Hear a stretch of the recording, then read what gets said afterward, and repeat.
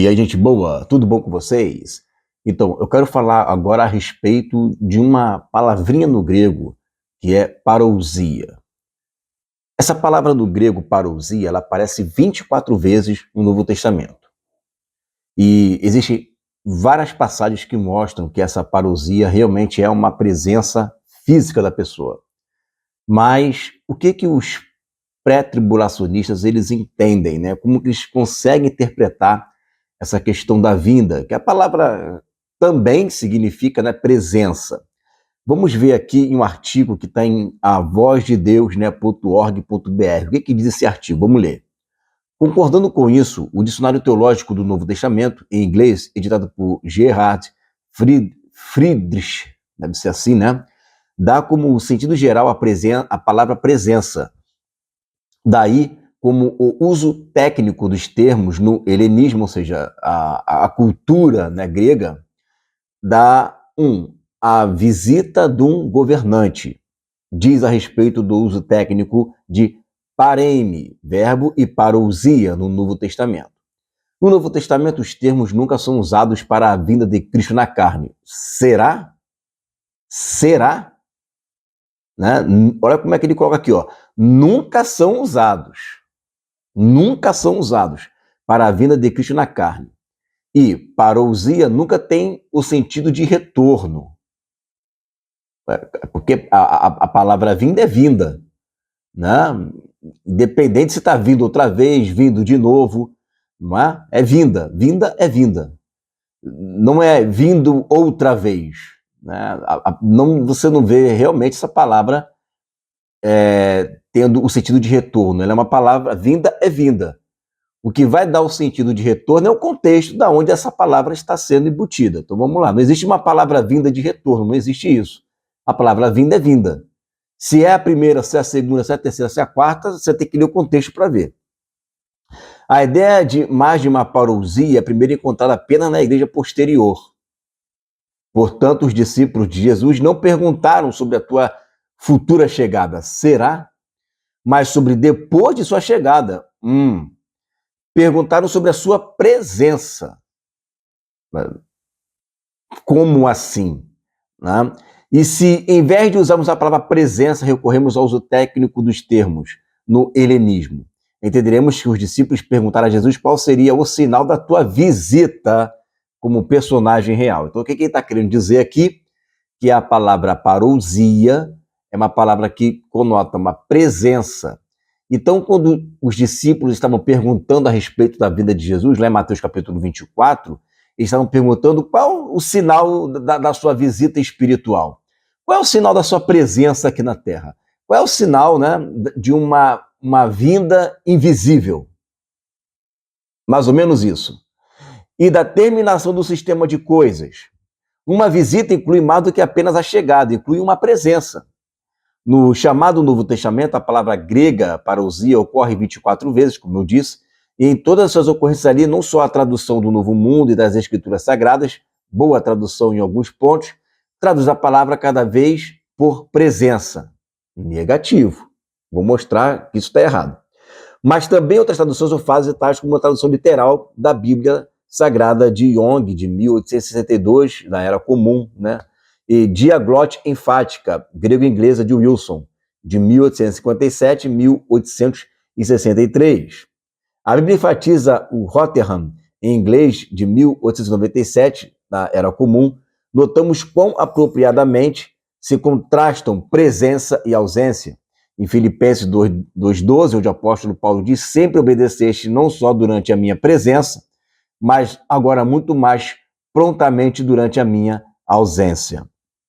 Ok, então ele está querendo dizer que é o seguinte, né? Se bem que esse texto de Filipenses 2,12, né, está mostrando claramente que é uma presença física e não unicamente, né, uma presença divina sem que ele esteja de fato ali carne e osso. Bom, aí essa palavra vinda, ela é utilizada, ela é lida como se fosse algo espiritual, uma presença de Deus. Então, será que é errado dizer que eu estou sentindo aqui a vinda de Deus? É errado dizer isso? Né? Interpretando dessa forma, eu estou sentindo aqui a vinda de Deus. né? Nossa, a vinda de Deus aqui está tão forte, né?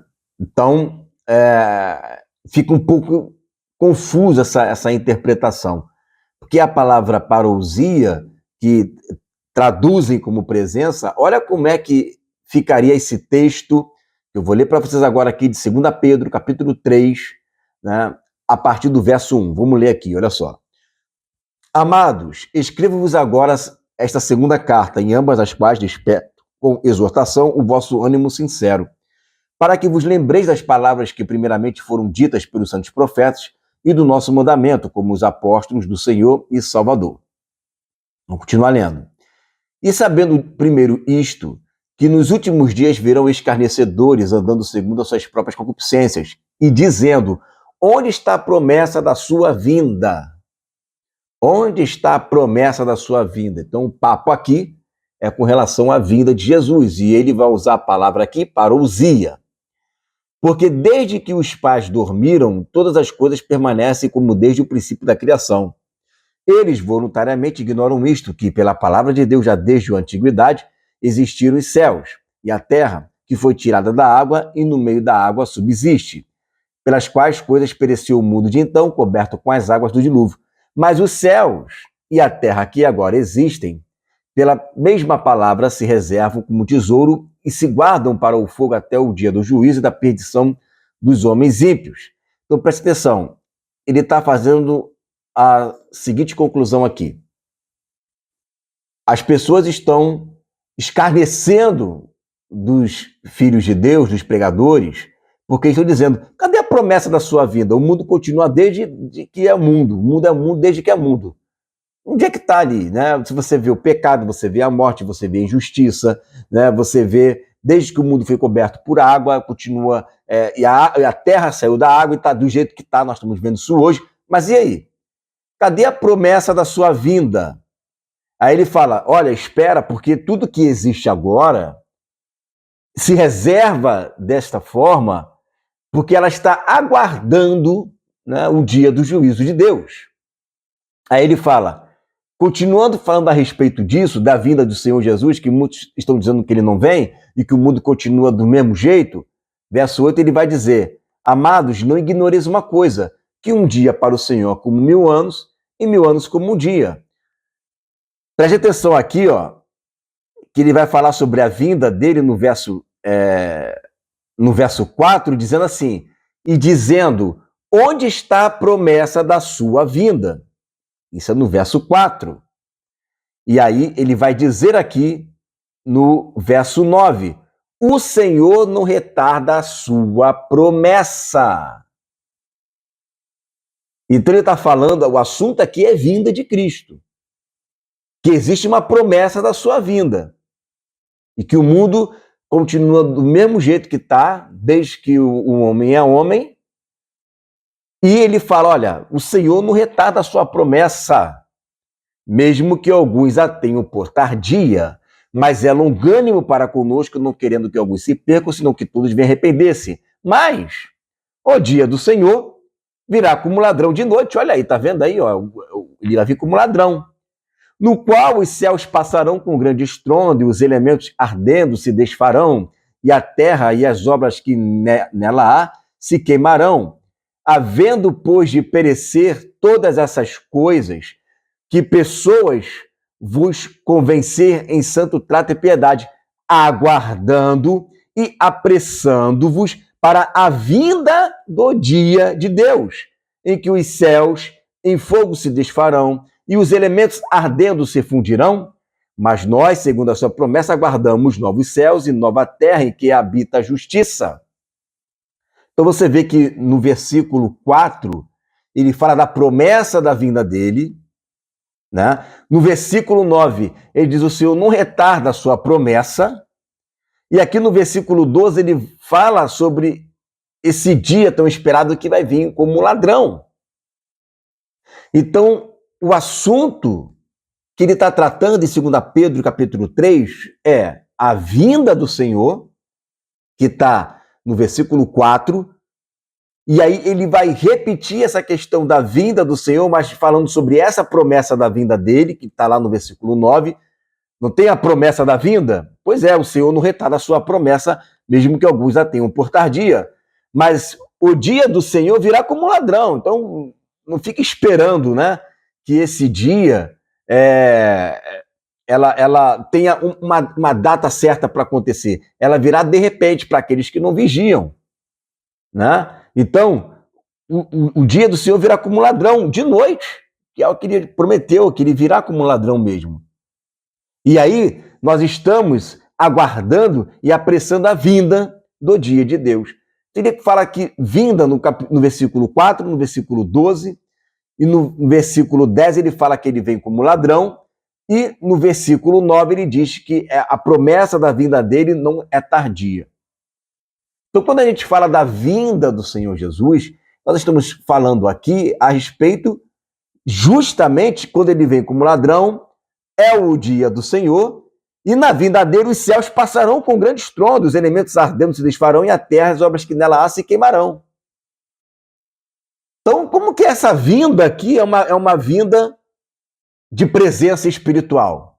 Como que explica esse texto se as pessoas utilizam o termo parousia para uma vinda no sentido invisível, uma presença dele? Aqui é o dia do Senhor, aqui é o sexto selo. E aqui é o dia em que as pessoas viram ele com poder e grande glória. Aqui ele vem como ladrão de noite. Aqui está falando de novo céu e nova terra, que é o reino milenar. Não novos céus e nova terra, né? Está no plural aqui. Porque no reino milenar haverá sim novos céus e nova terra. Por que novos céus? Porque ainda continua tendo camadas de céus. O Pai ainda não veio. Mas no reino milenar não são novos céus. Aliás, no reino eterno não são novos céus. No reino eterno é novo céu, é no singular, porque o céu veio para a terra, no reino eterno. Diferente do reino milenar, que o Pai continua no céu e tem várias camadas de céus ainda. Então, quando ele fala aqui novos céus e nova terra, ele está se referindo ao reino milenar, ao sétimo dia, o sétimo milênio. Por isso, um dia como 1000 anos e 1000 anos como um dia. Tem que cumprir os 6 dias ainda para chegar no sétimo dia, que é o sétimo milênio. Por isso 6 milênios. Mas o Senhor não retarda a sua promessa. Ele quer alcançar todos os filhos de Deus até que o dia do juízo venha a acontecer, que é o dia do Senhor. Mas, voltando aqui ao foco da questão da palavra parousia, se a palavra parousia é uma presença invisível e não uma vinda manifesta, e não significa retorno, como está lá no texto, aí nós estamos num problema muito grande, porque 2 Pedro capítulo 3 vai usar essa palavra parousia para uma vinda manifesta dele. Não uma simples presença, mas realmente a vinda dele em carne. Esse texto aqui não pode ser atribuído a uma vinda invisível. O texto fala da promessa que muitos a tenham por tardia. No verso 4 ele vai explicar essa promessa que tem a ver com a vinda dele.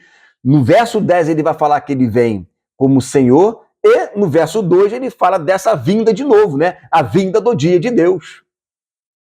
Onde os céus em fogo se desfarão, os elementos ardendo se fundirão, e nós aguardamos, né, o novo céu e a nova terra. Aqui já é a destruição dos ímpios, né, a nossa vitória contra a besta, contra o anticristo. E aqui já está se tratando realmente que do sexto selo, do dia de Deus, que é o dia do Senhor, né, que é o dia de Cristo, tanto faz, né, é tudo dele. Então, está provado aqui, por esse texto aqui claríssimo, dentro de um contexto, que a parousia não é uma presença invisível. A parousia é a vinda de fato dele, não somente uma presença espiritual, mas uma presença física.